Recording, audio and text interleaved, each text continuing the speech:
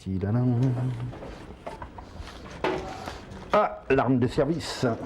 Jean-Raymond, gardien de la paix, JR pour ses collègues. Cet homme, c'est un des 2 limiers de la cellule anti-cambriolage. Depuis 1 an, elle est installée au commissariat d'Evry. Allez, on y va? En fait, cette cellule, c'est 2 hommes, JR et son adjoint Jérôme. On est parti. Mardi, 15 h, l'équipe se rend dans un appartement cambriolé il y a 1 heure. Alors là, on va square Jean-Paul Sartre. Il y a des gens qui sont fait cambrioler. Donc on va voir comment ça se passe. Essayer de relever quelques empreintes. Faire une enquête de voisinage. Essayer de glaner quelques renseignements. Jérôme, mets-toi vers là plutôt. Et voilà, donc j'ai découvert la maison à l'entrée. Et vous êtes rentré à quelle heure ce matin? Non, 14 h là, en début d'après-midi. Début d'après-midi, voilà. Les lumières est allumée ici dans la petite chambre. Là, c'est un petit peu le cirque aussi. Enfin, il y a plein de papiers qui ont été jetés. Donc, a priori, on m'a pris un chéquier. Un chéquier, 1000 francs en espèces et une chaîne IFI, le butin type de ce genre de cambriolage. Pour JR et Jérôme, l'enquête commence. Ils vont d'abord essayer de découvrir comment les voleurs sont rentrés dans cet appartement. C'était fermé? Oui. Tout était fermé? Non, il y avait que la fenêtre de la cuisine qui était ouverte. Je peux aller jeter un œil? Oui. Là, on a ouvert, on est passé sur le balcon et mon ami m'a dit, mais regarde, il y a une installation de caddie en bas sous le balcon. Et puis pour accéder ici, hein, très certainement, parce qu'on voit de... Et ils ont mis ça sur les roulettes, on voit sur la... Tout à fait, oui. Ils ont redressé les caddies. Il y en a un qui tient les caddies, l'autre monte dessus. Il saute un peu s'il est trop petit, il s'agrippe, il se hisse sur la force des bras. Et une fois qu'il est en haut, il va ouvrir la porte. Les autres n'ont plus qu'à monter, ils font le ménage. Ils sont très malins hein, pour rentrer partout comme ça. Heureusement que vous n'étiez pas là à la limite parce que... Mais c'est ce que je disais à mon ami parce que finalement je vis seule ici, mon ami vit dans son appartement, donc on se déplace l'un l'autre pour se rendre visite, pour se voir, mais il aurait très bien pu s'avérer que je sois endormie, en plus en ce moment je suis enceinte, etc. Bon, j'aurais pu me faire agresser et puis c'est vrai que je l'aurais mal vécu. Et comme vous êtes arrivé les... Et voilà. Attendez, ne touchez pas trop la vitre là. Bon. Moi, je vais aller avec vous dans le salon. Oui. Je vais prendre quelques renseignements et puis mon collègue va voir au niveau des empreintes. Ouais. Et sur la porte, ce serait pas possible parce que je suis rentrée chez moi par la porte extérieure en fait. Eux, s'ils sont passés par la fenêtre, ils sont ressortis librement par la porte parce que ma porte elle était ouverte quand je suis rentrée. Elle était ouverte? Oui, je suis entrée direct librement. Ils vont pas prendre le risque de balancer le matériel par le balcon. Hein. Ils ont laissé les traces là. Ouais, mais là je pense qu'il y a aussi les traces des gens qui habitent là. Vous allez toutes les relever ou... Non, il y en a qui sont glissés, c'est-à-dire que le doigt a glissé le long de la porte. Il y en a qui sont franchement superposés, c'est-à-dire qu'il y en a une sur l'autre. Donc ça, c'est pas exploitable. Il y en a qui sont pleines, trop de poudre, donc on peut rien en tirer. Et là, il y en avait une qui était... Apparemment, les voleurs n'ont pas pris de gants. Les empreintes seront transmises au fichier central de la police. Pas de chance, cette fois-ci, les traces de doigts se révéleront inexploitables. Elles étaient superposées à celles de la propriétaire. C'est votre premier cambriolage? Oui, oui. Enfin, dans la maison en fait. Hein. Parce qu'au niveau des parkings, les voitures sont souvent visitées, pillées, etc. Démontées. Couverts ou extérieurs. 1000 francs en espèces dans un portefeuille. Hein, oui. Qui était contenu dans le tiroir. Dans le tiroir, ouais. Et est-ce que vous pensez que vous allez vous sentir moins en sécurité chez vous maintenant que tout à fait. D'ailleurs, je vais changer un verrou, mais bon, ça change pas grand-chose parce que si ils peuvent enjamber le balcon à n'importe quel moment, donc ils reviennent quand ils veulent. Et maintenant, j'envisage de déménager quand même, de quitter le lotissement. Voilà. Liste des objets volés, relevé d'empreintes, très peu d'indices. Reste à interroger les voisins. Qu'est-ce que c'est? Bonjour monsieur, c'est la police. La police, pourquoi faire? Votre voisin a été cambriolé cette nuit ou ce matin très tôt? J'ai rien entendu, moi. Vous n'avez rien vu, ça s'est passé par les balcons? Non, mais non, j'ai dit qu'il est de la police, qu'est-ce que tu veux faire? Je vous montre ma carte. Non, excusez-nous parce que... Je vous en prie, il n'y a pas de mal. Vous avez raison, vaut mieux être 2 fois plus prudent que... Votre voisine vient de se faire cambrioler. J'ai entendu, c'est vrai, mais... Et cette nuit, vous n'avez rien entendu de particulier? Quand on frappe aux portes, ils n'ont rien vu, rien entendu. Ils n'étaient pas là. Oh, ils ont entendu un bruit, mais bon, ils ne se sont pas doutés, alors ils n'ont pas jeté un œil. Alors quand on pète une porte, ça s'entend. Hein. Des fois, il y a des portes blindées qui sautent. Obligatoirement, on l'entend et on jette un œil parce que ça s'ouvre pas comme ça. Et les gens disent oui, j'ai pas fait attention, j'ai pas regardé. Nous, on sait qu'ils ont regardé, on sait qu'ils ont vu. Ils veulent pas le dire. Ils ont peur de quoi? De représailles principalement. de représailles. Ils ont peur de se faire crever les pneus de la voiture, ils ont peur de se faire agresser dès la nuit tombée, ils ont peur de se faire cambrioler à leur tour, ils ont peur qu'on leur détruise leur appartement. C'est la psychose. Ils ne peuvent pas déménager, ils ont un appartement, ils ont tellement de difficultés à trouver un appartement que bon, refaire les démarches pour retrouver, les gens courent pour aller au boulot, pour rentrer du boulot, pour s'occuper des gamins, et puis ils arrivent, l'appartement est massacré, vidé, les gens ils sont écœurés. Quels sont les sentiments des personnes cambriolées? Qu'est-ce qu'elles ressentent? Le sentiment de haine, le sentiment de... Ouais, moi je pense que c'est le sentiment de haine. À Évry, des cambriolages, il y en a en moyenne 2 par jour. C'est pendant les heures de bureau, en l'absence des propriétaires, que les voleurs opèrent. Il est 21h, c'est en rentrant du travail que cette famille a découvert son pavillon mis à sac. Là où vraiment ils vous ont tout retourné là. Oui, il y avait 2 chéquiers, ils n'ont pas pris. On a compté les chèques pour vérifier qu'ils étaient là. Carte bleue, tout ça, vous avez... Non, ça, je sais pas. Ouais, non, mais enfin, on sait jamais, ça peut arriver, on peut le... Au début, j'ai cru que mon mari... Je n'ai pas compris. J'ai dit qu'est-ce qu'il a fait? Il a mis ses habits par terre. Et puis je rentre et puis je découvre ça. Bon, j'ai vite compris ce qui s'est passé. D'abord, bon, on a une réaction, je sais pas... Bon. Le découragement? Un peu. Bon, on a un peu les bras ballants, on se demande par où on va commencer, qu'est-ce qu'ils ont renversé, qu'est-ce qu'ils ont pris, qu'est-ce qu'ils ont laissé. Là, je vous avoue, je n'ai pas d'idée. Hein. Je sais au premier abord, ils m'ont pris mes bijoux. Il y a mes bijoux de ma grand-mère. Ça, c'est des bijoux de famille. Il y a le lien sentimental et la valeur. Hein. Moi, j'en sais rien. Comment je vais pouvoir justifier? Il y a d'autres bijoux qu'on m'a pris. On m'a pris mon caméscope, mais il y a la cassette du baptême du petit.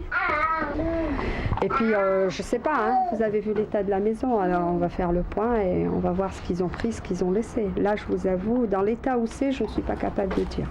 Visiblement, les cambrioleurs ont pris tout leur temps. Salle de bain, chambre des enfants, rien n'a été épargné. C'est toujours comme ça? Pas toujours, non, des fois c'est un peu plus propre. Il y a des cambrioleurs qui sont, je dirais, plus calmes. Ils fouillent, mais ils mettent pas tout par terre. Là, c'est tout en vrac.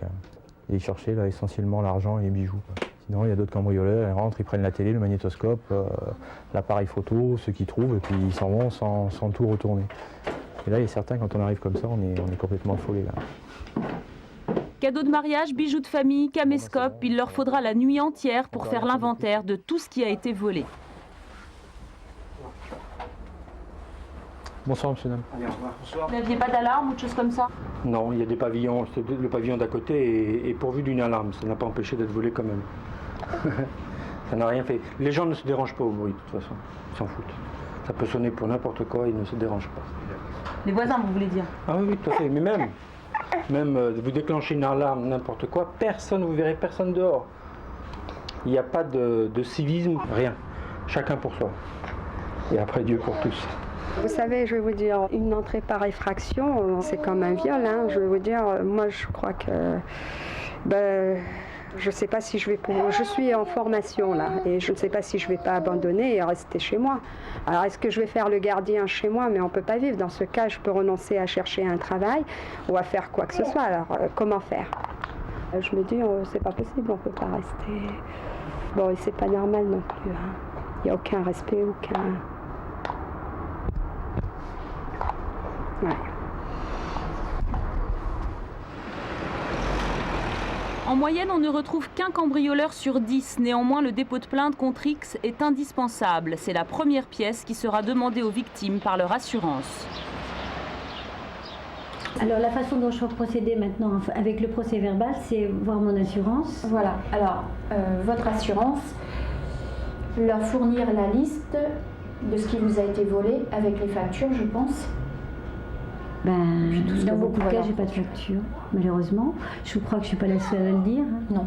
On va garder tout maintenant, les tickets de caisse, quand on achète 2 bouteilles de vin, ou quand on je sais, ça c'est pas normal.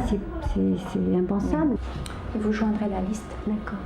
Bien, alors l'heure exacte, je n'en sais rien, puisque j'ai pu faire le constat hier soir, donc en allant dans le garage. Alors ce qu'ils m'ont pris, tout ce qui était matériel de jardin, outils de jardin, tronçonneuse, des vélos bien entendu. Ils ont déménagé champagne, vin Bourgogne, Sauternes, etc. Qu'est-ce que ça vous provoque comme réaction, ce cambriolage? Ça m'a complètement démoralisée. Si vous voulez, vous vous sentez dans une situation d'insécurité permanente, grandissante. Ça devient Chicago. Je pars de chez moi. Ce matin, j'ai tiré la porte de chez moi. Qu'est-ce que je vais trouver ce soir en rentrant? Vous avez peur? Oui. Il y a pas, on se sent, je suis désolée de le dire, on ne se sent pas suffisamment protégé. Pas lui-même, je dis pas suffisamment, mais pas du tout protégé. Donc, qu'est-ce que je fais? Je rentre chez moi à 8h, je me boucle chez moi, je ne vis plus. Qu'est-ce que je fais? Alors, on va être en infraction avec la loi. On ne peut que vous écouter. Et puis, je vais avoir un revolver sur moi ou dans ma voiture. Puis le premier, je vais vous prie de croire qu'en plus j'aime les armes, je sais m'en servir. Le premier, je ne ferai pas de cadeau. Le problème qui se pose avec les armes, c'est que vous vous défendiez avec les armes, oui, mais vous pouvez très bien vous trouver avec un autre individu qui a une arme aussi. Oui, mais j'en prendrai peut-être, mais il en prendra aussi également. C'est pas facile de les rassurer. Qu'est-ce qu'on a à leur dire? Ce qu'on a à leur dire, je sais pas. Franchement, je sais pas quoi leur dire. Je les rassure du mieux que je peux, mais bon, c'est vrai qu'on n'a pas de solution. La solution, elle est dans la justice. Vous avez jamais été cambriolé, vous? Si, bien sûr. Comme n'importe qui. Et on a bien sûr pas retrouvé les voleurs? Oh non, bien sûr. Tout ce qui est matériel, ça n'a pas vraiment trop d'importance.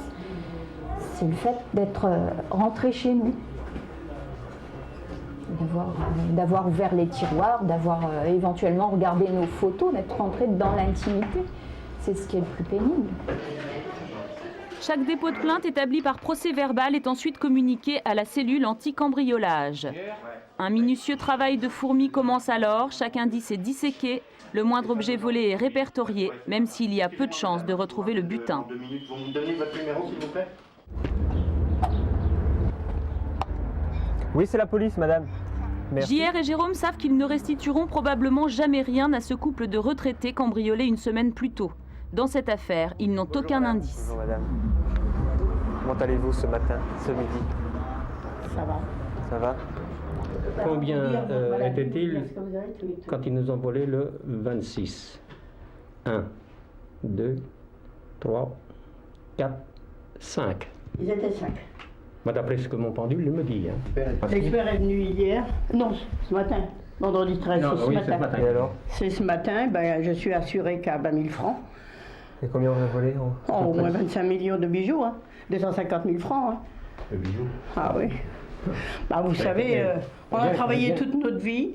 On a quand même fait 14 ans en Algérie. Pour ces 10 ans de mariage.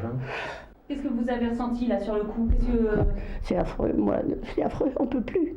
Je ne pouvais pas le dire à mon mari, il n'était pas bien du tout. Alors, j'avais peur pour les comptes chèques surtout, parce que c'est lui qui s'occupe des comptes chèques et je ne retrouvais pas les comptes chèques. J'ai dit, il faut que je lui dise quand même qu'est-ce qu'on a comme compte chèque. Moi, je ne m'occupe jamais de faire un chèque. Et puis, je lui ai dit à 9h le lendemain. Vous prenez un coup de marche derrière les oreilles, c'est pas mieux, hein? Oui. Ça vous a assommé, quoi? Ah oui. Oui, c'est obligé. Ah oui. Vous voyez, c'est pas... Imaginez-vous, mettez-vous à notre place. Hein? Quand on est jeune, on encaisse mieux des trucs, mais encore et encore. Mais c'est un stress permanent, là. Oui. Ça nous tue, nous. Ça nous tue, nous. C'est la mort. C'est le coup, vous voyez. C'est tout ça. C'est affreux. Vous voyez, on a mis du barbelé sur notre sur la terrasse. C'est affreux. C'est affreux. C'est affreux. C'est terrible, ces choses-là qui nous arrivent. C'est terrible. On va essayer de récupérer du matériel qui a été volé dans les caves. C'est des mobylettes. Donc on a un jeune qui a été interpellé hier matin. Il s'amusait à piquer des mobylettes aux livreurs de pizza. Et ensuite, il téléphonait à l'entreprise de pizza là, en disant on a retrouvé vos mobylettes. En échange de quoi il voulait avoir des pizzas. Le petit voleur de mobylettes est passé aux aveux au cours de sa garde à vue. Il a donné l'adresse d'une cave où sa bande et d'autres voleurs entreposent leur butin. Pour la cellule anti-cambriolage, c'est une aubaine. Ils vont pouvoir récupérer quelques objets et peut-être démanteler un réseau. Je vois que tu fais du karaté, hein, Jérôme. Ouais, là, ici. Là, voilà, là, c'est vrai. Hop là. Oh là là, la caverne là. Oh là là, les VTT. Tiens, je voudrais bien retrouver mon VTT là-dedans, moi, tiens. Ça me plairait assez. Et tout le monde y passe, même la police. JR s'est fait voler son VTT il y a quelques jours. Les cadenas. Tiens, ça. Alors ça, c'est très à la mode.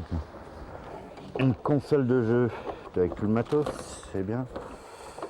Bon, ça, on va mettre ça avec le tuner. Les parents sont pas au courant?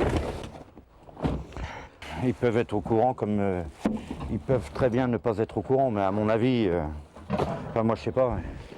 Dans ma cave, moi je sais ce qui se passe. Hein. Ouais. Tiens Manu. Propriétaire ou locataire, cela fait bien longtemps que plus personne n'ose s'aventurer dans ces caves. Elles sont devenues un véritable repère pour les bandes de cambrioleurs et autres voleurs à la tire. Allez. Bilan de l'opération, les policiers ont retrouvé 10 VTT, une moto, une platine laser et une console de jeu. Pas plus loin parce qu'après c'est mon pied. C'est mon pied après. Non, c'est mon pied. C'est mon pied. On s'en fout de ton pied. À l'issue de cette perquisition, le voleur de mobilette est de nouveau interrogé. Ce matériel, tu l'as tout déposé donc dans la cave là. Vous vouliez le revendre ensuite? Ouais. Vous aviez déjà les vendeurs? Non. Et il y a quand même quelque chose de bizarre. Vous volez pour le vendre, c'est ça? Pour faire des sous. On récupère le matériel encore dans les caves. Il n'est pas vendu? Vous n'avez pas trouvé de vendeur? Non, mais ça, tout ça, c'est magouille, ça. C'est le gros là-haut. Ouais, non, mais de toute manière, genre. Il pose des carottes. C'est plus une, c'est plusieurs carottes là. Ouais, bon, il pas des carottes aussi, de toute manière. De toute manière, bientôt, on part un rappel. À ce point-là? Le voleur de mobilette a reconnu les faits, mais ce que veulent surtout les policiers, c'est obtenir grâce à lui des informations sur d'autres voleurs. On l'a pas fait? Non, d'accord, vous l'avez pas fait. Mais lui, on connaît bien. Qui c'est qui a pu le faire? Qui a pu le faire? Oui, mais le bruit court dans la cité. Le bruit court. Mais bien entendu, tout se sait dans ta cité, tu le sais très bien. Tu sais qui c'est qui l'a fait. T'as une idée au moins. Parce que. Attends. Tu traînes le soir, t'es avec tes potes, ça discute. Ouais, vas-y, il a été cassé. Ouais, qui c'est qui l'a cassé? Ouais, je crois que c'est lui. Ouais, moi je crois pas. Moi je crois que c'est lui. Ça marche comme ça, on est d'accord? Mais si, ça marche comme ça. Plus tard dans la soirée, les policiers apprennent le nom d'un receleur. Il aurait transporté cet après-midi du matériel volé dans le quartier. C'est un témoin qui l'a dénoncé. Pour une fois, il a vaincu sa peur des représailles pour parler aux policiers. Le suspect est interpellé et emmené au commissariat. Dis-nous simplement où est le matériel, on va le chercher tout de suite. C'est pas de la délation, tu ne nous donnes pas le nom pour l'instant du cauteur, on n'en veut pas, on veut simplement récupérer le matériel. Il est dans un box, il est dans quoi? On m'a téléphoné, ils m'ont demandé de transporter. Bon, c'est vrai que j'ai une voiture, je croyais qu'ils voulaient juste transporter une télé, je savais pas compris ce que c'était. Bon, d'accord, tu l'as transporté, mais elle est où maintenant? Je crois qu'ils sont dans un box. Et tu sais où il est le box? Il est où le box? Dans le quartier, il y a ça qui est là. Si demain on va les attraper, les sacs, et on passe pourquoi? Demain dans le quartier, je passe tranquille.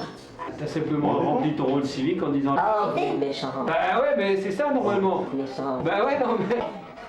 Au fond de toi-même, tu dois te dire j'ai fait une bêtise quand même. Non, je m'en veux parce que j'en veux à ces gens-là. Là, ils t'ont mis dans une belle galère. Ah, voilà.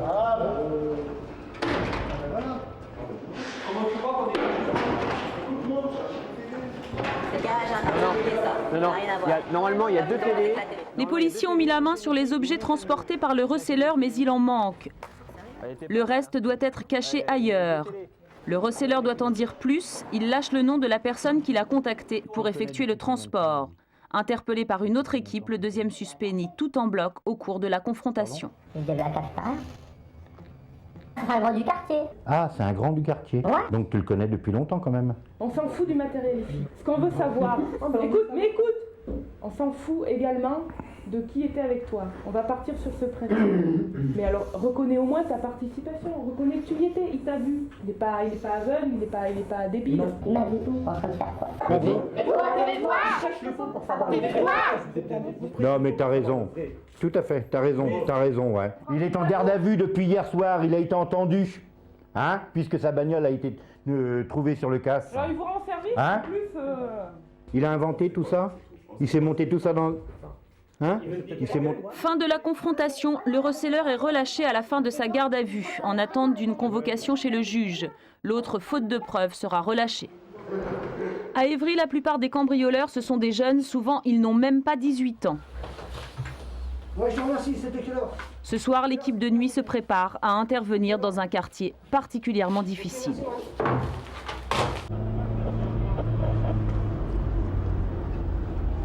Là, on fait un repérage pour essayer éventuellement de faire une constatation cambriolage dans la cité des Tarterets.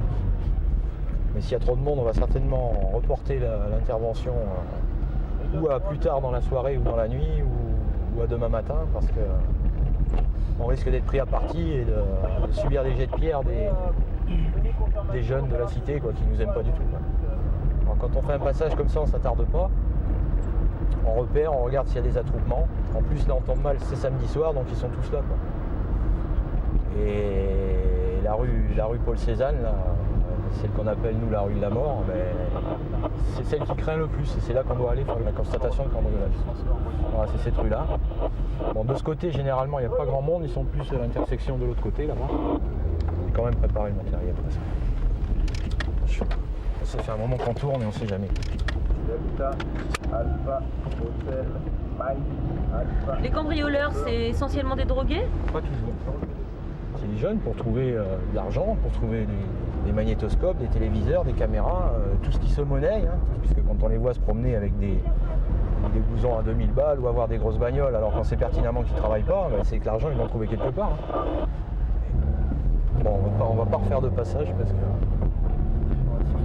à force, on va y arriver. Hein. On va y avoir droit. Un peu à l'écart du cœur de la cité, 25 hommes, 4 voitures et 2 fourgons de police sont dépêchés en renfort. La décision d'intervenir ce soir a été prise et des moyens impressionnants ont été déployés. Tout ça pour un simple constat de cambriolage. Et le constat ne pouvait pas attendre demain? Ben, on aurait bien voulu, mais apparemment ça pose des problèmes, donc il faut y aller ce soir. Serge, attends, il manque l'équipage qui fait la constate là. Bon, on a commencé la progression à l'intérieur de la cité. C'est pas un peu beaucoup de monde pour un constat, ça? Normalement, oui. Un constat, ça n'a pas de... Une, ça n'a pas d'urgence. Deux, ça n'a pas de danger. C'est simplement aller constater que les gens ont été cambriolés, ce qui leur a été cassé, ce qui leur a été volé. Mais là, dans ce genre de cité, on est obligé d'intervenir en force comme ça. Apparemment, ça va. Pour l'instant, tout est calme. Il n'y a pas trop de jeunes qui traînent, ça devrait pouvoir se passer correctement. Ton Popeye qui vient maintenant. Speed un peu pour rentrer. Ok, on y va. Hein. Comme chaque fois, l'intervention ne se fait pas sans risque. Du haut des bâtiments, on leur lance des projectiles. Quand on est dans l'immeuble, on va monter au début. Qu'est-ce qui risque d'arcer les immeubles? De tout. Des morceaux de mobilette, des boîtes de conserve, des légumes avariés, de tout. Là, c'est la place. Et deuxième, hein. Quand ils nous voient passer trop près des immeubles, ils lancent. Il faut être habitué à intervenir ici, il faut faire attention. Il faut pas passer trop près des immeubles et puis surveiller tout le temps. Et puis voilà, casquer et tout. Quand je suis arrivé, la porte elle était ouverte. Qu'est-ce qu'on vous a pris? Eh ben, on m'a pris une montre et une bague, c'est tout. C'est des gars qui cherchaient de l'argent.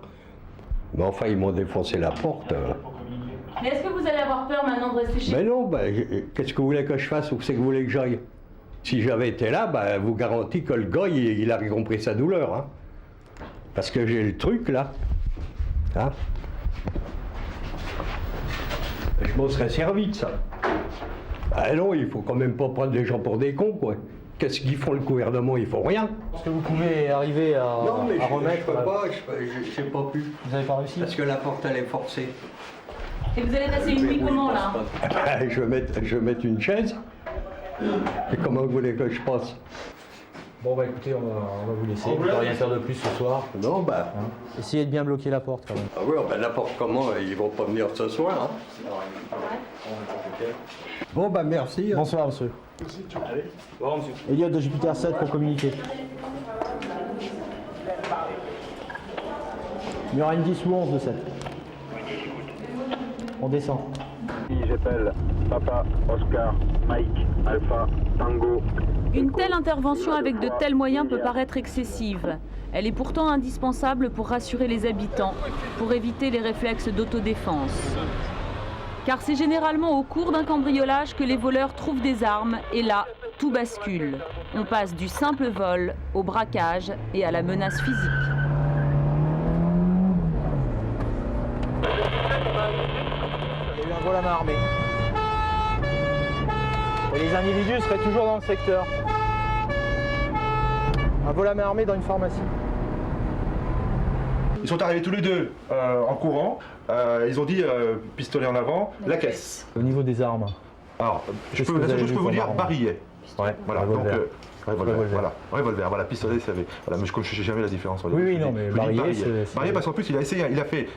C'est vrai que ça a surpris, il a fait un clic-tic comme ça, et il a fait tourner un petit peu le barillet. On a l'impression que je ne sais pas s'il y avait quelque chose dedans ou pas, ou il y avait quelque chose dedans. J'espère pour moi, heureusement qu'il n'y avait rien dedans. Ils avaient sur la tête des bouts de sacs poubelles qui venaient sûrement juste de déchirer dans la poubelle du 1, parce qu'on a retrouvé les bouts de sacs poubelles dans le hall après, et le sac déchiré. Ils sont repartis par les sous-sols.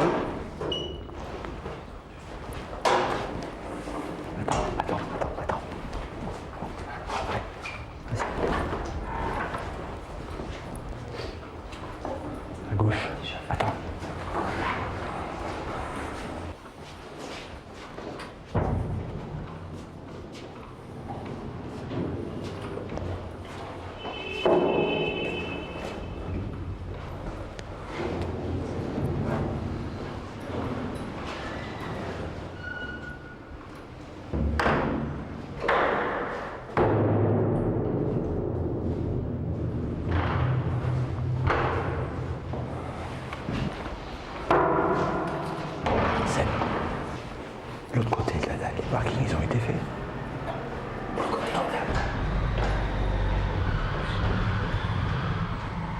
Ils n'ont rien trouvé dans le parking, mais le braquage a eu lieu il y a un quart d'heure. Selon les policiers, les agresseurs ne doivent pas être loin.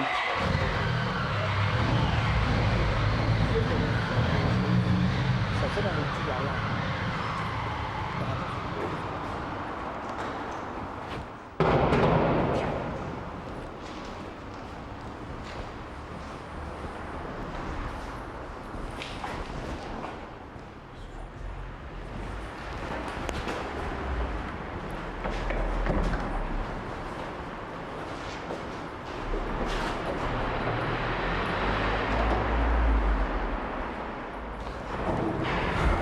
Je crois plus trop là.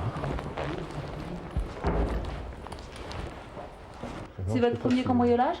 En tant que pharmacien, c'est le 3e. J'en ai eu un à Paris il y a à peu près, je sais plus, une dizaine d'années à peu près. Et ici, ça faisait 2 mois que j'étais là, j'étais braqué oui, il y a à peu près 2 mois que j'étais là. Là, j'ai pas eu peur. Je sais pas pourquoi. C'est peut-être le fait de sentir que je l'avais reconnu, je sais pas. Éventuellement, vous pensez qu'il s'agirait de. J'ai dit à votre collègue. Pas dire le... Non, je l'ai dit à votre collègue. J'ai disons, comme je dis, une forte présomption. Mais c'est toujours délicat, ça peut être sujet à caution quand même. Mais bon. D'autant plus qu'ils avaient il y avait le sac poubelle, mais qui apparemment devait tenir. Vous avez bien vu leurs yeux? Moi j'ai plus vu le pistolet. Oui, notamment celui qui était derrière, il avait quand même un truc qui était assez important au niveau du sac et j'ai bien vu son œil. Celui à qui j'ai remis l'argent, je dis. D'accord, mais vous verrez ça au moment de la plainte. Non, on a peut-être quelque chose. Oh putain! C'est bon, on y va. Merde! Signalement, ça correspond? Signalement, ça correspond? À quelques mètres de la pharmacie, 2 individus viennent d'être appréhendés. Leur signalement pourrait correspondre au témoignage du pharmacien. Ils sont tous 2 mineurs et déjà connus des services de police. Le butin était de 1000 francs. Sur eux, on ne retrouvera rien, ni l'argent, ni les armes. Caisse d'épargne pour prendre en compte la victime, pour le ramener au service. Ouais, bien sûr, négatif, pas pour l'instant. Palpation, c'est fait, c'est tout bon? Ouais.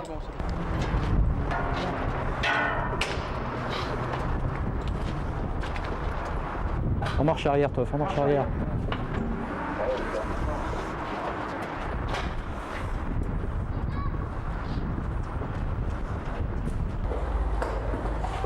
Sors l'autre jambe d'abord. C'est bon. Au commissariat d'Évry, les 2 suspects vont être entendus. On ne dispose pour l'instant d'aucune preuve. Tout va reposer sur le témoignage du pharmacien. Les deux agresseurs portaient des sacs poubelles sur la tête au moment du braquage. Les policiers vont quand même demander aux pharmaciens de passer derrière une glace sans teint pour les reconnaître. Ouais, c'est Navarro là-bas. Chef de poste. Hein. Et je vais voir avec l'OPJ si on peut le mettre direct dans une cage.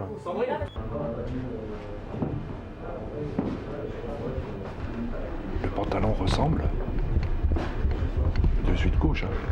Est-ce que ça correspond à l'un des deux? Ça pourrait, avec le pantalon, ça pourrait être le même. Et le deuxième individu? Aucun point ne correspond. Il était plus grand. On a un gros doute après, il faut le dire. L'identification était trop imprécise, le pharmacien ne les a pas reconnus formellement. Les deux adolescents sont relâchés dans la soirée. Elliot de Jupiter 7. À ce jour, les auteurs de ce vol à main armée n'ont pas été arrêtés.